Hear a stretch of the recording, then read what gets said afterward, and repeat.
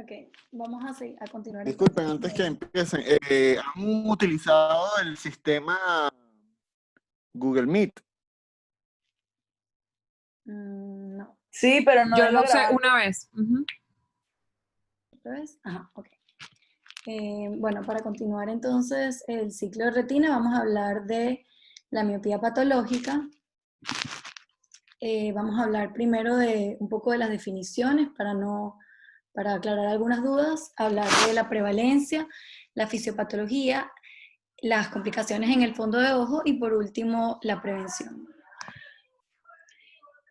Bueno, en primer lugar, ok, ya se oye un escándalo es porque hay gente en mi casa y traté de agilarme lo más que pude, pero creo que es imposible que no se oiga como un ruido atrás. Ok, la alta miopía o miopía magna es aquella visiorefracción donde el equivalente esférico es menor a -5 a -6 dioptrías. ¿Okay? Hay algunas literaturas que hablan de -5 y otras literaturas que hablan de -6. La miopía axial, por su parte, es la elongación axial como causa del defecto miópico del paciente. Ahora, existe miopía axial y existe miopía refractiva, que sería la otra forma de miopía, que en este caso sería por lo menos por ejemplo, cataratas nucleares importantes que miopizan al paciente sería una miopía refractiva. Sin embargo, en el caso de la miopía patológica estamos hablando de una miopía axial. La miopía patológica, también llamada miopía progresiva, miopía degenerativa o miopía maligna, es una miopía que genera cambios patológicos en el fondo de ojo secundarios a la elongación axial.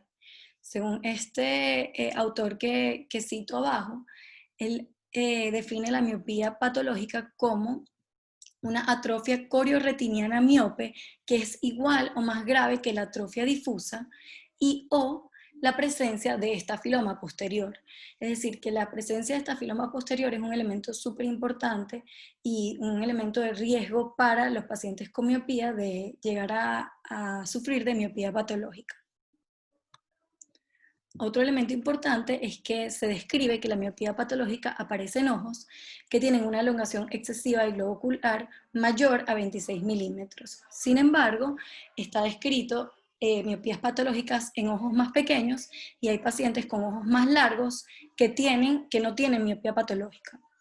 Entonces, esto no es una verdad absoluta. Ahora, ¿por qué hay pacientes que desarrollan miopía patológica y otros que no?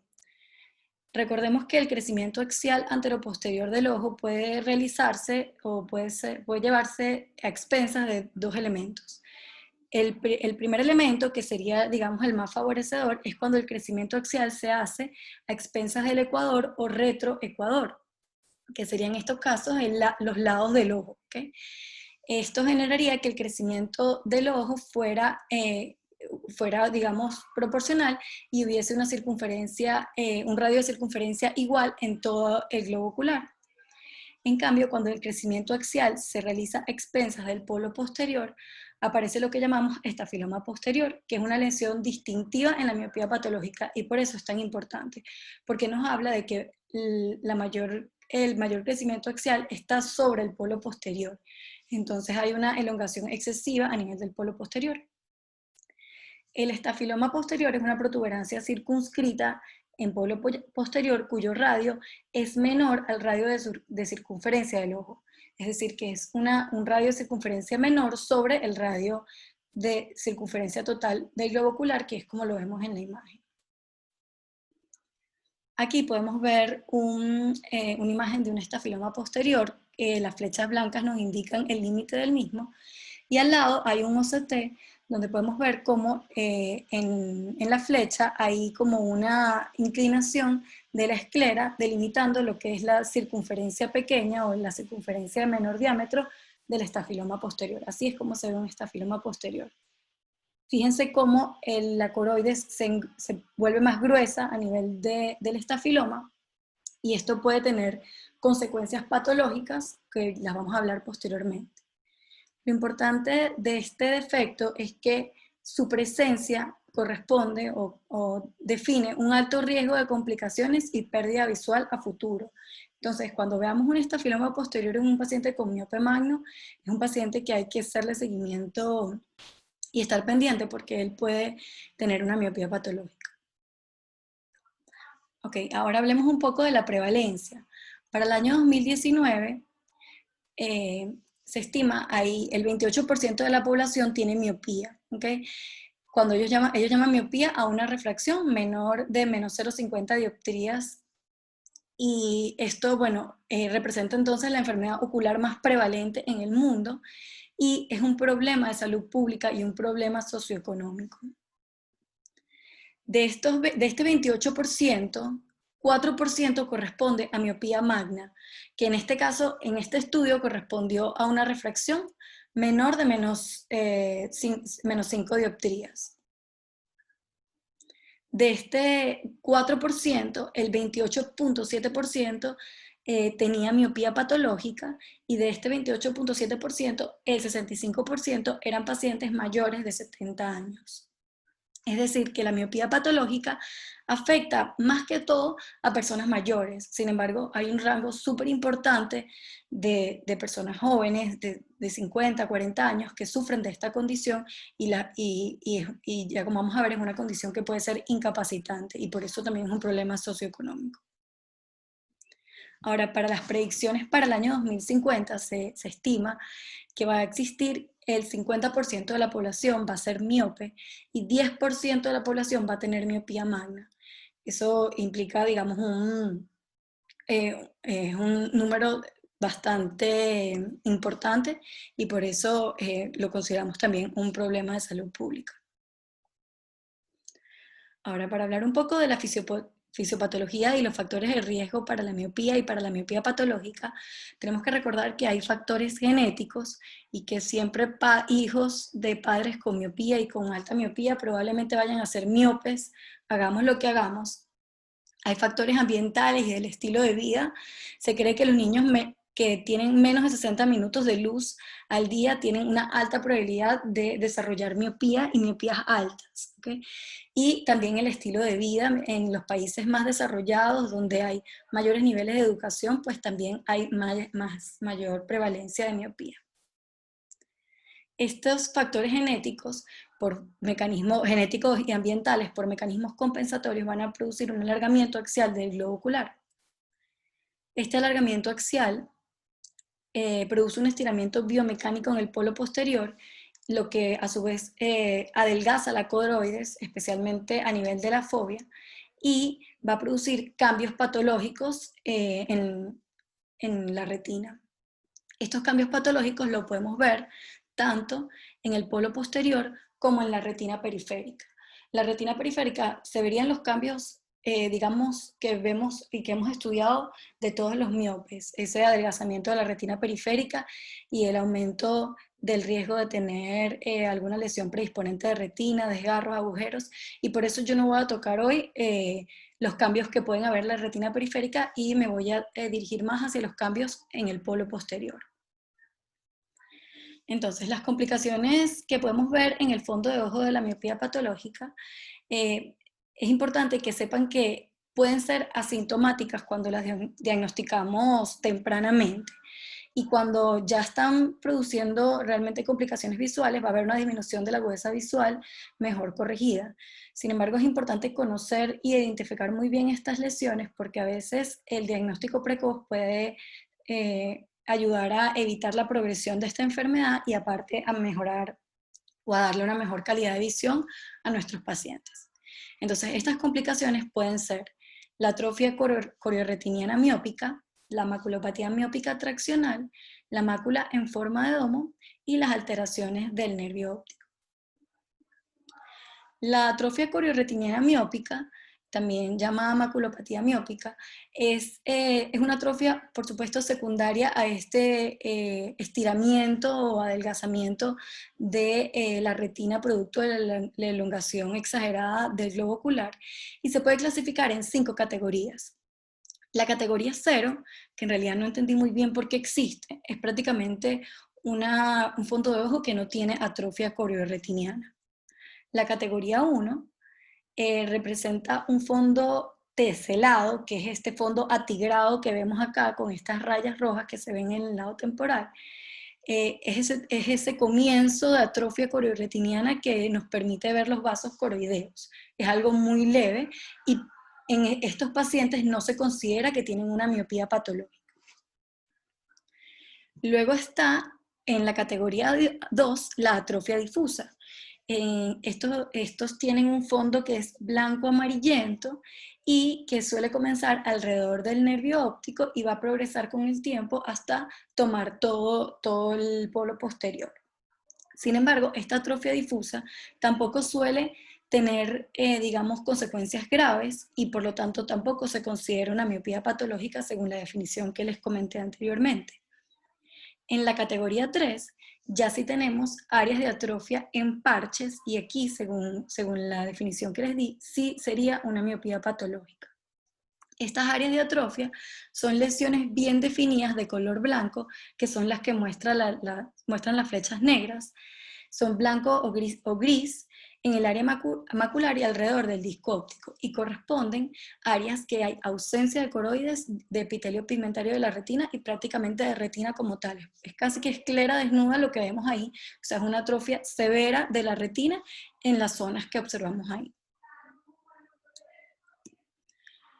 Y por último, la categoría 4, que sería ya la atrofia macular, que es, digamos, el último nivel o la última, o sea, el peor grado de atrofia corioretiniana miópica, que es ya esta lesión blanca a nivel de toda la mácula y obviamente con un resultado visual muy malo.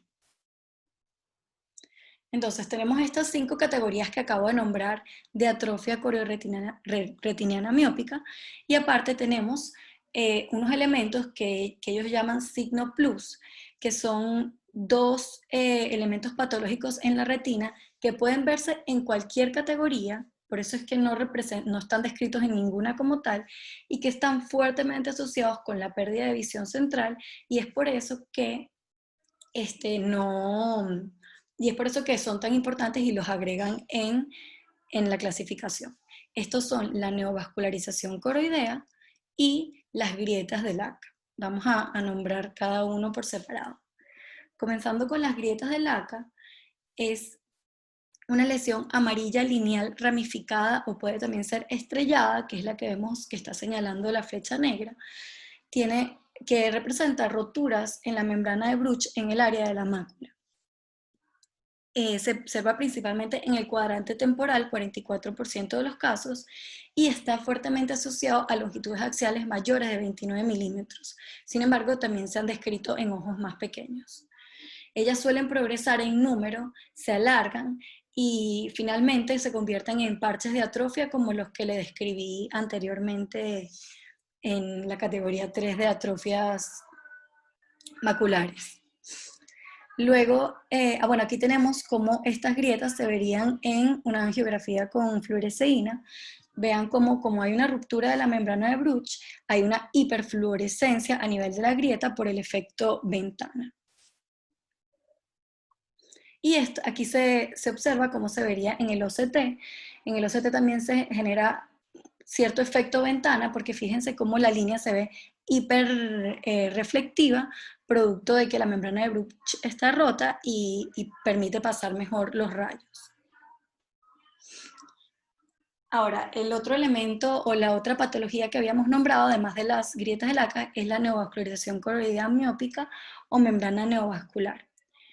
Es un crecimiento anómalo de los vasos coroideos a través de la membrana de Bruch. ¿Qué es lo que ocurre? Se cree que como la coroide se adelgaza tanto, por algún mecanismo compensatorio, estos vasos que están en la coroides crecen de forma anómala hacia la membrana de Bruch y finalmente hacia la retina, generando estas complicaciones. Es la complicación que más amenaza la visión y se observa entre 5 y 10% de los pacientes con miopía patológica. Es la primera causa de neovascularización coroidea en menores de 50 años y es la segunda causa de neovascularización coroidea en general después de la degeneración macular relacionada con la edad. El pronóstico de visión es realmente malo. Se cree que probablemente el pronóstico sea de 20 a 200 o peor entre 5 y 10 años posterior al diagnóstico en la mayoría de los pacientes, principalmente los pacientes que no tengan tratamiento. Una Ahora, pregunta. la neovascularización coroidea Una miópica, preguntita. ¿perdón? Una pregunta. ¿Puedes volver a la lámina anterior? Sí. ¿Ese OCT corresponde a esa foto? En No, el libro que buscaste. no corresponde a la foto, creo que no. Igual ahorita voy a explicar el OCT más adelante. O sea, cómo se ve, entonces creo que no correspondería porque el sangrado no se ve. Ok. Ok. Entonces, la neovascularización coroidea miópica tiene varias fases, ¿ok? La primera fase es la fase activa, luego viene la fase cicatrizal, que esta fase cicatrizal tiene, digamos, pocas opciones de tratamiento y suele progresar a atrofias irregulares como la que vemos acá. Vamos a hablar de cada una de las fases. La neovascularización coroidea en fase activa es una lesión gris, plana, subretinal, como la que vemos en la imagen, que está con la flecha negra, que con la angiografía angiografía fluoresceínica podemos ver que hay hiperfluorescencia a nivel del área de neovascularización. En el OCT podemos observar una lesión tisular a nivel de donde se encuentra la membrana neovascular con bordes que están mal definidos, lo cual, según lo que leí, es lo más importante al momento de saber si la membrana neovascular está activa o no. Y el angio-OCT nos va a mostrar áreas vasculares ramificadas, como la que vemos acá, que corresponderían al área de neovascularización. El manejo en la fase activa, digamos que es la fase que más tiene que tener tratamiento y por eso es importante diagnosticarlo. La primera línea de tratamiento es la terapia anti-VEGF.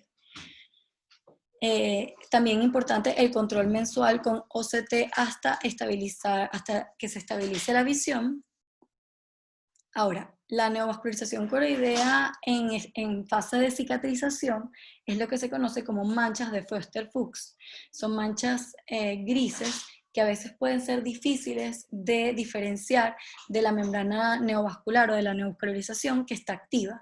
Y por eso siempre es importante apoyarse de los estudios que estoy nombrando para poder hacer un diagnóstico más certero. Entonces, en la fase de cicatriz, podemos observar que en la angiografía fluoresceínica no hay una hiperfluorescencia como la que vimos anteriormente. Puede haber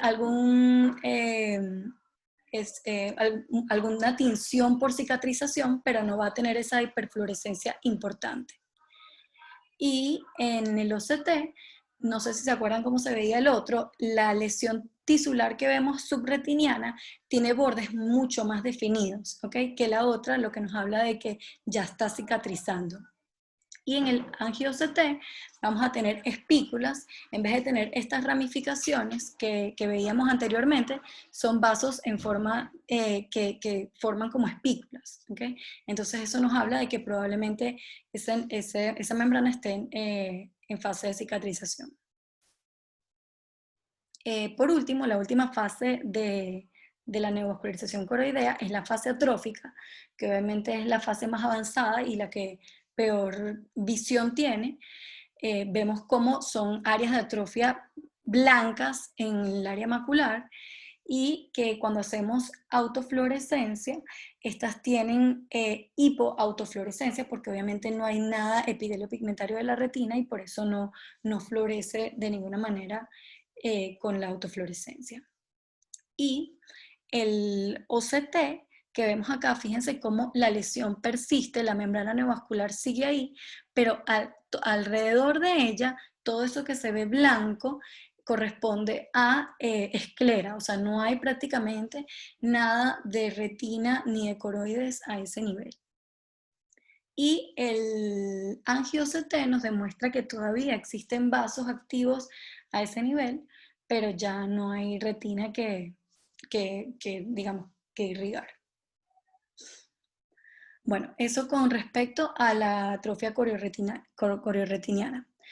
En el caso de la maculopatía miópica traccional, es una tracción macular miópica que se produce secundario a varias patologías que pueden tener estos pacientes miopes, entre ellos las membranas epirretinianas, que son bastante comunes, los desprendimientos de vitrio posterior perifoveal y los remanentes vítreos. Todos ellos pueden producir tracciones maculares que pueden progresar a retinosquisis externas e internas, como la que vemos en la imagen, desprendimientos de retina por desgarros o agujeros maculares. Entonces, el tratamiento de estos pacientes suele ser, no todos requieren tratamiento quirúrgico, obviamente va a depender del nivel de tracción y de la visión del paciente. Sin embargo, en el caso de requerir tratamiento, la idea es disminuir la tracción y esto se hace con vitrectomías vía pars plana, con o sin peeling de membrana limitante interna, siempre y cuando lo requieran. Y obviamente si la atracción produjo agujeros maculares totales, en estos casos sí hay que considerar hacerles tratamiento, o sea, curar estos agujeros maculares para poder mejorar la visión de estos pacientes. La otra patología que habíamos nombrado es la mácula en forma de domo. Esto se produce por un engrosamiento local de la esclera subfoveal y esto ocurre como un efecto compensatorio del desenfoque en miopes magnos. ¿Okay? Esto, digamos que como el desenfoque que se genera producto de la miopía o de ese ojo tan largo hace que la esclera se engruese para levantar la mácula y por lo tanto mejorar la visión. Sin embargo, este engrosamiento va a alterar la coroides y la membrana de Bruch y probablemente produzca defectos a este nivel que pudiesen conllevar también a membranas neovasculares o a las otras patologías que hemos conversado. Aquí tenemos una mácula en forma de domo. Fíjense, bueno, a nivel del OCT, está delimitada, las líneas negras nos muestran en qué parte de la esclera levanta la mácula y cómo justo a ese nivel hay un cambio importante a nivel de la coroides producto de alteraciones en la membrana de Bruch que pudiesen traer como consecuencia también membranas neovasculares o otras alteraciones. Y por último, las anomalías del nervio óptico, que realmente no quise entrar demasiado a fondo porque esto ya tiene que ver con otro servicio, pero sí es importante que sepan que la elongación del polo posterior no solo va a afectar la mácula, obviamente también va a afectar el nervio óptico. En la foto A, en la letra A, esa foto, lo que vemos es un macrodisco. Fíjense qué grande es producto de la elongación del polo posterior. En la B vemos como el disco está totalmente horizontalizado y en el C como hay también defectos sobre está oblicuo y aparte hay defectos sobre el área peripapilar. Importante es que ahí al elongarse tanto esta área del polo posterior se produce un adelgazamiento de la lámina cribosa y hay un menor distanciamiento entre la presión intraocular y la presión intracraneal, que justamente la semana pasada hablábamos de la importancia del de la presión del líquido cefalorraquídeo y la presión intracraneal para tolerar las presiones intraoculares y porque algunos pacientes toleran mejor presiones intraoculares que otros cuando hablábamos del glaucoma de tensión normal. Bueno, resulta que estos pacientes que tienen láminas cribosas tan delgadas que tienen alto riesgo de hipoxia a nivel de los capilares del nervio óptico, pues altas presiones, ni siquiera tan altas, presiones normales pudiesen generar en estos pacientes daños glaucomatosos a nivel del nervio óptico. En algunos estudios que conseguí, hablaban de que, por supuesto, estos miopes magnos tienen mayor susceptibilidad a la presión intraocular y se cree que deberían tener presiones menores de 10 milímetros de mercurio, por lo menos algunos de estos pacientes, para no generar daños glaucomatosos. Y aparte, además de esta susceptibilidad que ya conocemos, obviamente estos son nervios ópticos muy difíciles de evaluar, rodetes dificilísimos de valorar y por lo tanto más difíciles de diagnosticar. Además, estas alteraciones del nervio óptico pueden generar alteraciones de campo visual que no son glaucomatosas, pero pueden dificultar el seguimiento de estos pacientes también. Entonces, digamos que todos estos miopes magnos no solo tienen que tener un seguimiento por el servicio de retina, sino también por el servicio de glaucoma, porque primero tienen mayor riesgo de desarrollar glaucoma y también su seguimiento y es mucho más complicado, al igual que su diagnóstico, y por eso necesitan un equipo multidisciplinario. Por último, para hablar de la prevención, cortico, importante destacar que hay una alta miopía genética y una alta miopía adquirida. La alta miopía genética es la que hablamos de esos niños cuyos padres son miopes magnos y bueno, ya uno haga lo que haga, probablemente vayan a tener miopía y probablemente sea una miopía alta. Estos son niños cuya edad de inicio de la miopía es antes de los 5 años o a los 5 años de edad. En cambio, la alta miopía adquirida comienza a partir de los 11 o 12 años. Entonces, estas son las edades en las que uno tiene que poner importancia al momento de hacer prevención en la alta miopía adquirida. Ahora, mientras menor la edad de inicio, peor el pronóstico, porque claro, si un niño es miope magno a los 11 años, imagínate tú, ese niño todo lo que le queda por crecer y probablemente vaya a terminar en una miopía altísima y más riesgo de miopía patológica. Ahora, ¿qué elementos tenemos o qué recursos tenemos? Está la atropina, que ya la hemos hablado varias veces con la doctora Rodríguez, y por supuesto las actividades diarias, eso está más que comprobado. Se recomiendan 2 horas de actividades al aire libre diarias o 14 horas a la semana. ¿Okay? Entonces son niños que debe ser como bien estricto de las actividades diarias para evitar que esta miopía progrese a patológica. Bueno, aquí un resumen cortico, en verdad aquí hablan mucho más del tratamiento, no me quise meter tanto con el tratamiento, pero sí digamos las tres alteraciones más importantes que podemos ver en los pacientes con miopía magna, que son el glaucoma, la maculopatía traccional miópica y las membranas neovasculares o neovascularizaciones coroideas miópicas. Y cuáles son sus tratamientos más importantes y cómo el manejo clínico de los pacientes con miopía de los niños, las opciones que hay para prevenir que progrese y bueno, eso es todo para que lo revisen después con calma y listo. Gracias.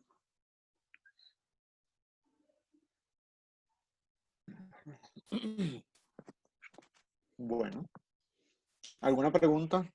¿Alguien quiere preguntarle algo a Valeria? Diana, Milena. Mira, que para la maculopatía miópica traccional, ¿qué otra cosa hay?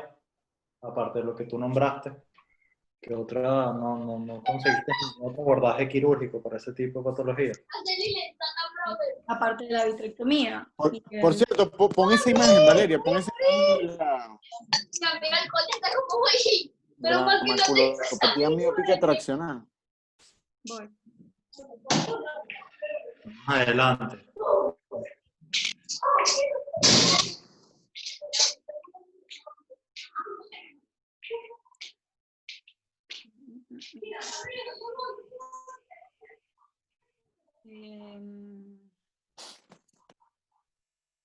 O sea, otro Okay. abordaje. Ajá, que ibas a decir algo, Valeria, Sí, o sea, de lo otro que abordaje. está comentando Alexandra. Sí, o sea, otro abordaje aparte de la vitrectomía, dices tú, y el peeling de membrana limitante. Sí, No me o en acuerdo. combinación con ello.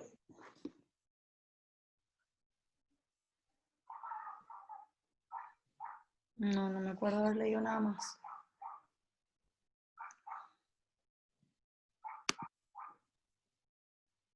¿Alguien más tiene alguna idea sobre otro abordaje o otros tratamientos para Se me ocurre la maculopatía miópica traccional? Se me ocurre ocriplasmina, no sé si está indicado en ese caso. ¿Para qué? Rezar para que no se le abra un agujero macular. ¿Para qué la ocriplasmina? Para liberar esa adhesión. No, la ocriplasmina ahí no le va a hacer nada. La fisiopatología de la enfermedad es completamente diferente para lo que se planteó la ocriplasmina. Bueno, pues, no sé, no se me ocurre. Mira, Diana, y ya que estás ahí, ya que te animaste, en esa imagen ¿Tú qué crees que son esas cosas que están por allí? Porque eso Oye, que se ve en las tiene que ser imágenes, más a ver qué específico. ves. Sí, no entiendo, Pardo, qué cosa. Oye, Los- ¿alguien está martillando o es aquí? O sea, no sé. bueno, en mi casa no. A ver, Diana. Los gritos eran de mis hijos, disculpen. Se escucharon algún niño gritando por ahí, pero no martillo.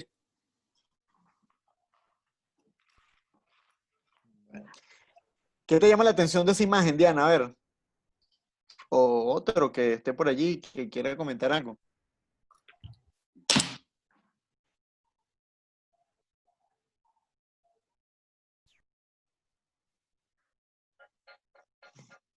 Oye, como que hoy Sí, no Todos van a están sonar viendo los el grillitos. partido.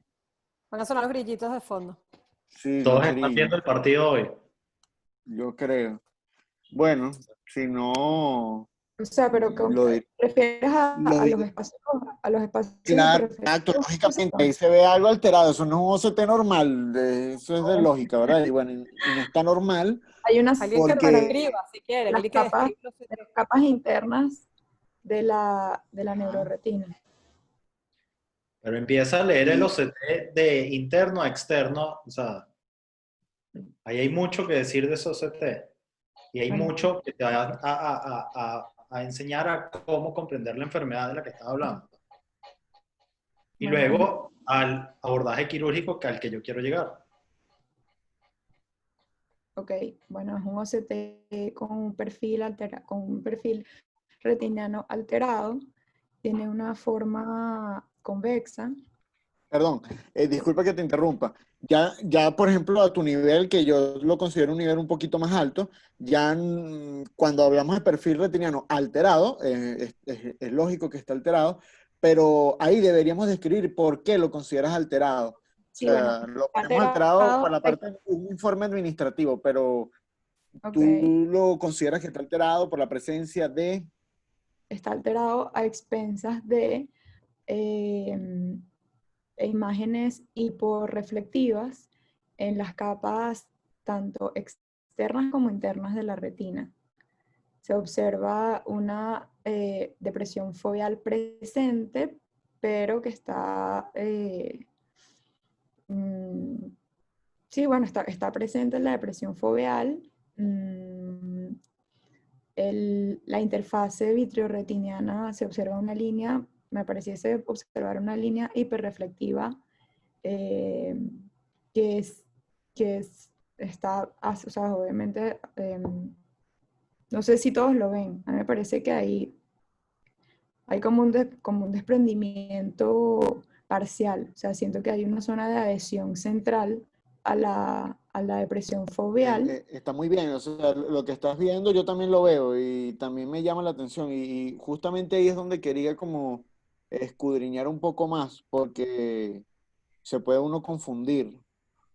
Sí, y el complejo membranal limitante interna BRUC está alterado a expensas de, Una limitante interna, Bruce. perdón, el complejo EPR Esa es la BRUC retina, el complejo está, limitante interno, Brugge, es toda la no, retina. no está perdón, el complejo EPR BRUC está conservado, sí, veo conservado en la capa de los Sí, fotorreceptores. yo también la veo conservada, se ve íntegra, bien definida, continua. Ujú. ¿Y qué más? Ahí puedes ver un poquito más del EPR por este tipo de OCT. Más abajo o más externo. Observa la coroides, Ajá. ¿Y cómo está la ¿Cómo te coroide? parece que está? pareciese estar engrosada. Sí. Engrosada, seguro. No, No, es que no, o sea, en verdad no, o sea, aparte de que veo la coroides y se ve como discontinuo porque se ven como imágenes, se ve, o sea, no se ve Bueno, si te fijas en otros como OCT normales, en verdad. te vas a O sea, dar cuenta de que realmente se ve muy delgada, ¿ok? Pero en general está lo que muy pasa es que bien todas las no observaciones sé que... no sé si está hasta dónde, si es que se ve delgada porque hasta ahí penetra el OCT o porque se ve delgada, porque eso es todo lo que penetra y eso es todo lo que se ve coroides, porque eso es lo que hay. ¿Sí me entiendes lo que quiero Que viene decir? debajo de los Para mí, vasos, es la esclera. para mí esa es la coroide y ya, no porque hay un Hay defecto de coroides. que la penetrancia del OCT no sea suficiente.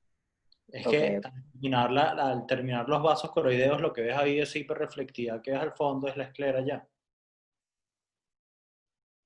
ok. Mire, y cuando las primeras OCT que yo vi de esta patología, y cuando estaba comenzando a operar, mi idea, mi percepción, no sé si es la de algunos, yo creo que seguramente algunos pensará lo mismo que yo, era meterme al ojo, operar eso y arrancar esa línea que parece como unas cuerdas, o sea, hay dos cuerdas a cada lado, porque yo estoy pensando que eso era una membrana epirretiniana. ¿Alguno de ustedes lo consideró igual o no? No, yo no. Es muy Ok. delgado, una membrana. Y no tiene ¿Alguien tanto... más de los R2, los otros Por- R3?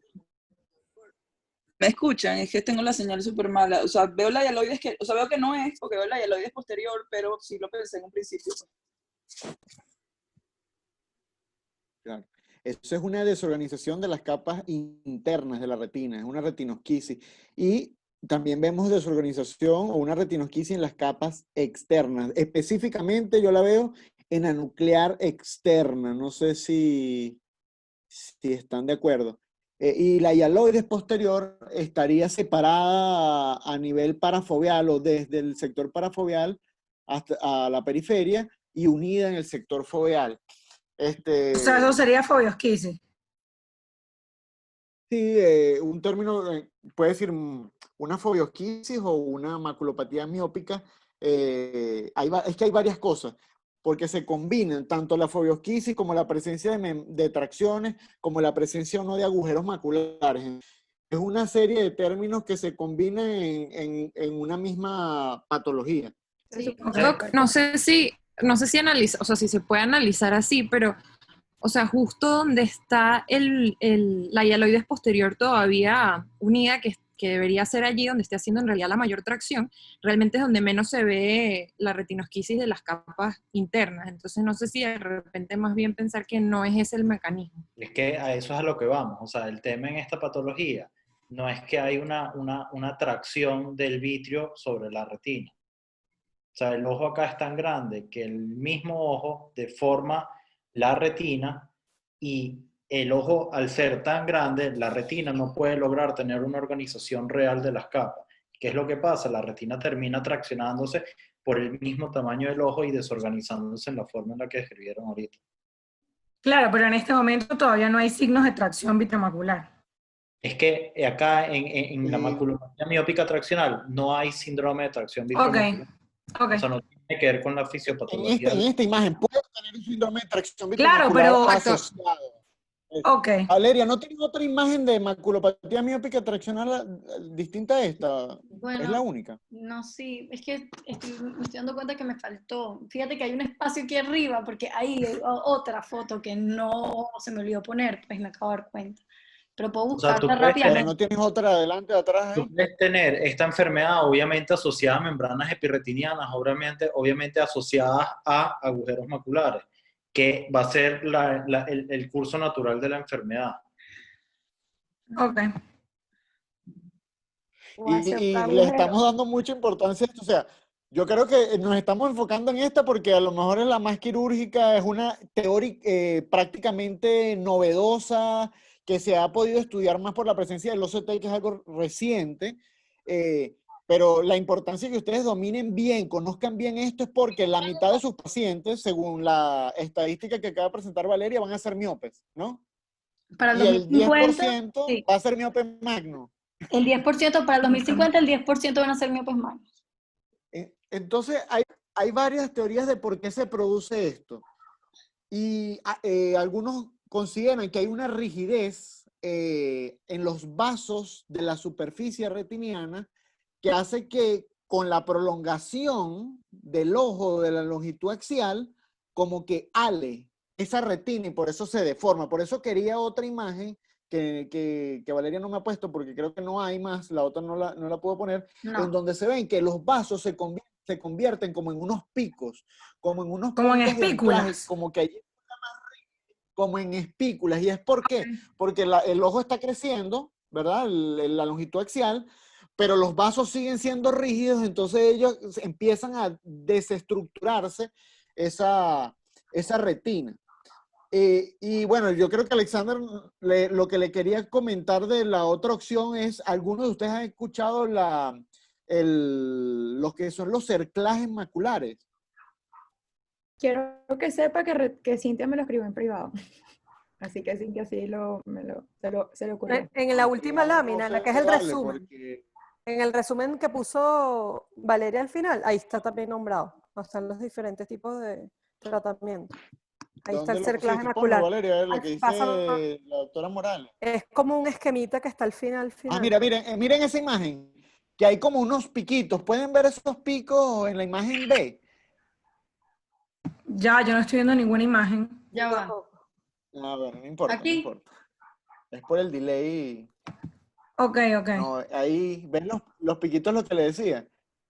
O sea, Esos esas áreas, esos vasos, ok, esos son los vasos superficiales que parecen ser como que un punto de anclaje. Aquí no hay traccionan. maculopatía Ok. miópica traccional, pero es una de las teorías del por qué se produce la maculopatía miópica traccional.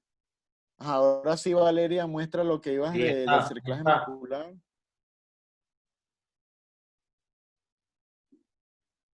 Aquí está. Ahí.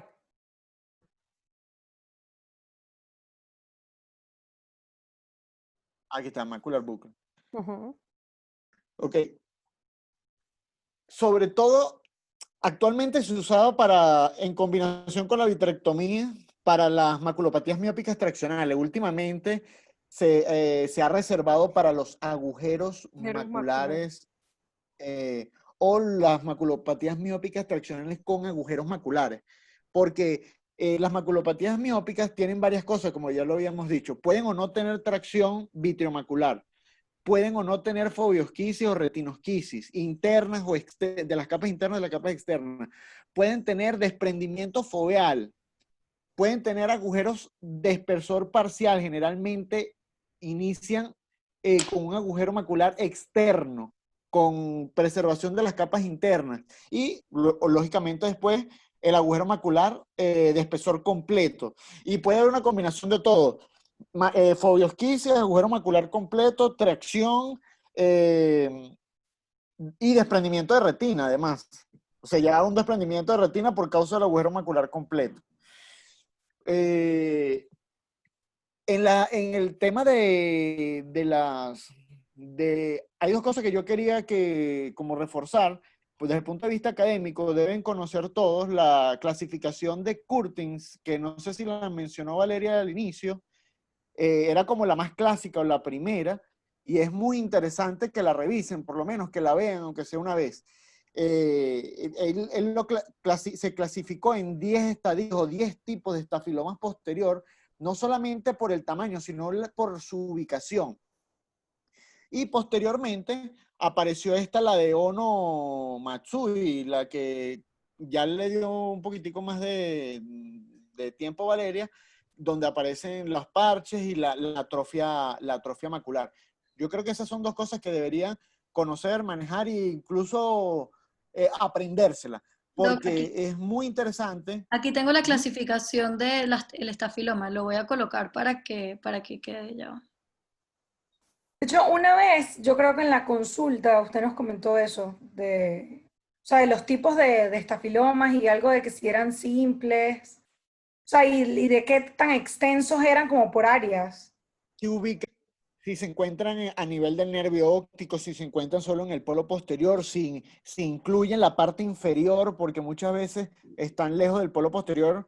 Y ese estudio que hace referencia ahí, Valeria, realmente utilizaron imágenes de resonancia magnética para ver esa prolongación de los estafilomas. Con respecto a las neovascularizaciones coroideas miópicas, Valeria comentó por allí, dijo que eran de muy mal pronóstico, y bueno, yo creo que eso es relativo, porque la verdad es que con la aparición del tratamiento antiangiogénico, es una de las patologías que mejor responde al tratamiento antiangiogénico y que requiere menos inyecciones. A diferencia de la degeneración macular, por ejemplo, que ya la consideramos una enfermedad crónica donde los pacientes se van a inyectar prácticamente toda la vida, que no tenemos cómo sacarlos, aunque Cintia ya comentó esos esquemas o esas propuestas de criterios de salida de tratamiento antiangiogénico. Es diferente acá. La mayoría de los pacientes requieren alrededor de 3 dosis o menos para lograr la resolución completa de la membrana. Que después pueden aparecer otras, sí. Que se pueden reactivar, sí. Pero no es la mayoría. Y la teoría, hay varias teorías del por qué se producen esas neovascularizaciones.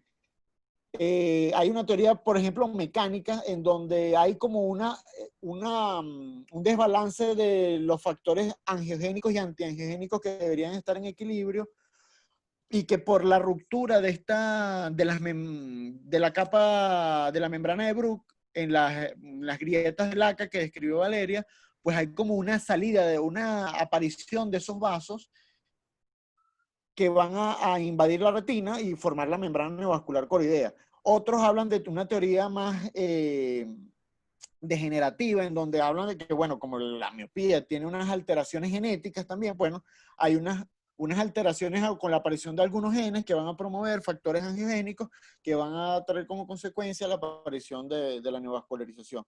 Y otra teoría, que es una teoría vascular, en donde por ese adelgazamiento de la coroide se considera que hay zonas de isquemia, y por eso es que se favorece la aparición de zonas de neovascularización como un mecanismo compensatorio. Entonces eso es muy interesante, es algo resumido lo que yo les estoy diciendo del por qué se produce, pero sí me interesa que ustedes fijen de que el tratamiento de la neovascularización coroidea miópica tiene una muy buena respuesta y que generalmente no requiere tantas inyecciones como otras patologías que también se tratan con antiangiogénicos. A esta le faltan 5 más porque son 10, la original de Curtins, de la Okay. clasificación Bueno, que estoy viendo esta ahorita. es la más nueva que conseguí. Yo la había puesto, pero luego la quité porque pensé que no era importante, pero obviamente sí es importante. Es muy importante porque la mayoría sobre todo los primeros trabajos y muchos trabajos actuales de la maculopatía miópica traccional, se basan en esta clasificación y los pronósticos son diferentes. Sobre Claro. todo el tipo 5 es muy importante, porque cuando ese estafiloma, si ven ese borde que llega parafoveal, ¿sí saben a lo que me estoy describiendo? O sea, ven el estafiloma que es inferior, incluye el nervio óptico y pasa cerca de la fovea. Uh-huh.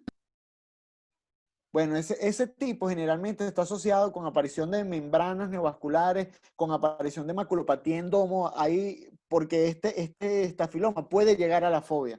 La maculopatía en domo es una cosa nueva que se puede hablar una clase completa. Aparición de líquido subretiniano en esta maculopatía que no responden a antiangiogénicos, que parecen no afectar la agudeza visual. O sea, y eso es muy importante que ustedes lo sepan, porque el día de mañana, cuando ustedes estén en su consulta, les llega un paciente miope, le piden una OCT macular, y entonces tienen líquido subretiniano, y bueno, el que sea retinólogo espero que sepa qué hacer, pero el que no también debería tener por lo menos una idea. No sé si habían unas imágenes por allí que Alexander quería mostrar, si alguien tiene alguna otra duda, alguna otra pregunta. Mandé al grupo de retina la clasificación está completa, que la conseguí, para que la tengan en su teléfono. Aquí están estos vasitos. Esta imagen que mandó Diana es súper buena, ¿no?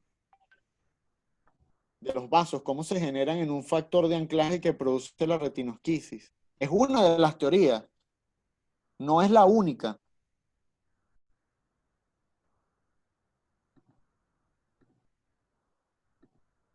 Ya la mandé al grupo de retina. Excelente, esta es la clasificación original.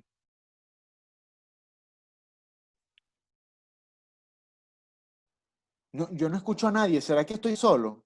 O No. sea, hay algunos que No, tienen mala conexión. aquí estamos. Mira, yo estuve, Aprendiendo.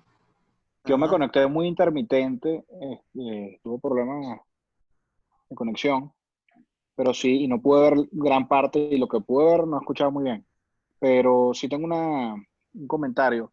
El otro día vi una conferencia de Steve Charles que estaba hablando de todo el tema de trasplantes autólogos, pero en una lámina puso un caso de una maculosquisis en un miope muy alto y decía que había muchos cirujanos que no les gustaba mucho operar esos casos porque asumían que tendrían malos resultados. No sé si esa ha sido la experiencia de ustedes. Él después presentó o como argumentó que al quitar la limitante en esos casos con maculosquisis en pacientes miopes muy altos, la retina tiene cierta adaptación o existe cierta neuroadaptación de la retina al quitar la limitante y que son casos que tienen muy buena resolución. No sé si puedes comentar algo sobre eso o qué es lo que ustedes opinan sobre la resolución de esos casos. Bueno, Ahí no suspiraste, tengo Pardo. demasiada experiencia. No, No, no yo lo tengo que digo es demasiada que tiene experiencia. razón que dice que a nadie le gusta operar esos casos porque son los casos que no quedan bien muchas veces. O No, no, sea, ya va, pero es que quirúrgicamente es muy difícil y más con las herramientas que tiene uno. O sea, si tú tienes una pinza que sea de las extra largas, buenísimo, pero con la pinza que claro. tenemos acá, de vaina llegas a la región perifobial. Y además que Nosotros, ¿te operar acuerdas? un paciente con fondo coroideo, o sea, búsquenle la limitante, échenle bola. Es muy difícil. Totalmente de acuerdo. Es bien complicado. Yo, por ejemplo, tengo tres en mente. Una, no pude pelar nada prácticamente, o sea, porque las pinzas no me llegaban al polo posterior, era tan inclinado Y una que es una que paciente simplemente hice una vitrectomía sin poder hacer un peeling. Eso se podría considerar un fracaso de la técnica más que porque no estaba indicado. Simplemente yo no tenía la habilidad suficiente en ese momento como para hacerlo. Y el Esa instrumental, paciente Pardo, el relativamente no instrumental. avanzó. Como Es que tienes que tener un el instrumental instrumental también es para cierto, el eso. instrumental. Y el objetivo entonces de la cirugía de esta patología tiene por lo menos dos: quitar la tracción anteroposterior generada por el vitrio, y el cerclaje macular es producir una indentación de la esclera para disminuir también y aplanar incluso ese estafiloma. Entonces tienes los dos mecanismos: quitar las tracciones anteroposteriores y además indentar un poco. En esa paciente no avanzó, no progresó y se quedó igual. Y su visión fue de 20 a 25. Por eso yo quería preguntarle, ya lo dije, pero a los R1 que están por allí, ¿qué opinaban con esa OCT tan desestructurada, tan rara, que parece que estuviera muy mal? Un paciente así puede ver 20 a 25. Entonces no requiere cirugía, que también responde la pregunta de Asdrúbal, sino que lo que requiere es observación. ¿Por qué? Caso difícil, que probablemente no va a tener un buen resultado, tiene una buena visión, oye, no lo operes a pesar de lo que estás viendo, pero sí darle un seguimiento porque ya está bastante determinado el nivel de progresión dependiendo de los hallazgos que tenga. Puedes casi que predecir en un año cuál va a ser la progresión y la agudeza visual de un paciente dependiendo de los hallazgos en el OCT. El otro paciente, un desprendimiento de retina con agujero macular. Pude pelar la membrana limitante, se pudo curar el desprendimiento de retina, pero persistió el agujero macular. Ese lo operé yo un ojo. Y el otro ojo tuvo un agujero macular con una maculopatía miópica traccional, lo operó el doctor Torres y el agujero no cerró. Es decir, que los agujeros maculares en estos miopes son de mal pronóstico, no cierran y no son tan fáciles de operar y con tan buen resultado como un agujero macular idiopático en otro paciente no miope. Pero es que eso ocurre también es por el tamaño del ojo. O sea, por más que tú Claro, es que agarres, son, y ese es el paciente que quites la requiere, tracción seguramente va a necesitar la indentación macular. y quites todo el componente traccional o de tracción tangencial que produce la limitante, a la retina, al tener contacto con el epitelio pigmentario de la retina, ya eso va a agarrar y se va a estirar hacia los lados y el agujero nunca va a cerrar. De hecho, son más grandes en el futuro que lo que eran anteriormente. Y el tercer paciente, ya es el más reciente, lo operé, le hice su peeling delimitante, me pareció que todo estaba perfecto y lo que sucedió fue que tuvo un agujero macular producto del peeling de la limitante interna. Actualmente se recomienda hacer un peeling preservando la membrana limitante interna en la región foveal. ¿Por qué? Porque está tan traccionada, está tan delgada, que generalmente cuando haces el peeling en esa zona, tú generas el agujero macular. Hay otras técnicas, los injertos invertidos de membrana limitante para el agujero macular asociado a maculopatía miópica traccional, o sea, es otra cosa. Yo creo que no era el objetivo de esta clase porque este era una clase general sobre la miopía y todas las complicaciones, pero bueno, es importante que ustedes lo conozcan. Yo leería un poco más sobre la maculopatía endomo, yo creo que es algo nuevo, muy interesante, no sabemos mucho sobre eso. Y la otra cosa que quería comentar es sobre el glaucoma asociado a miopía magna. Piensen siempre o dediquen lo suficiente a evaluar el nervio óptico de un paciente miope magno. Generalmente no lo hacemos, ¿por qué? Porque es muy difícil, porque tenemos un nervio óptico blanco, inclinado, grande, rodeado por un área de atrofia que nos distrae. Pero si ustedes llegan a operar a un paciente miope magno con un glaucoma avanzado que no pudieron detectar en el preoperatorio, pueden producirle una pérdida de la isla de visión que tenía ese paciente. Ya me pasó. Entonces, incluso puede ocurrir con una cirugía de cataratas. Entonces, dedíquense a estudiar muy bien el nervio óptico en los pacientes miopes magno con estas atrofias. Si no lo pueden ver o no lo pueden evaluar, pidan una evaluación por el departamento de glaucoma. Incluso si es posible hacer un campo visual, no estaría de más. Estoy hablando de un paciente que se va a someter a una cirugía, sobre todo. Y lo bueno de esto es que realmente los glaucomas de los pacientes miope magnos cursan con presión muy alta.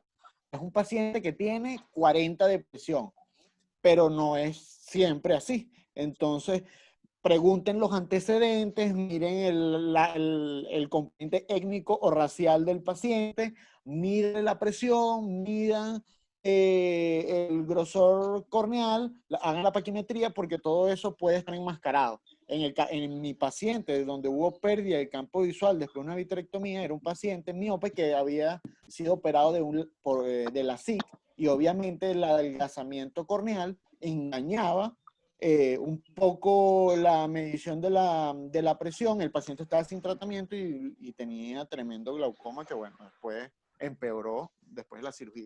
Entonces, bueno, como dato. Doc, sobre los campos visuales en estos pacientes, creo que también es importante recalcar, sobre todo para Reuno y Rojo, que esos campos usualmente con esos nervios tan inclinados vienen con defectos ya producto de la inclinación del nervio, que pueden simular un daño glaucomatoso, y también los estafilomas, pueden tener aumentos de la mancha ciega. Entonces es importante tomar eso en correlación con cómo se ve el nervio y con la clínica. Y al final, quizás lo más importante es ver bien el nervio clínicamente y la capa de fibras nerviosas y correlacionarlo con la presión, por supuesto. ¿Aló? Y bueno, es obvio que para todos, incluso para uno, que el OCT de nervio óptico en estos casos no tiene absolutamente ninguna indicación, no tiene ningún sentido.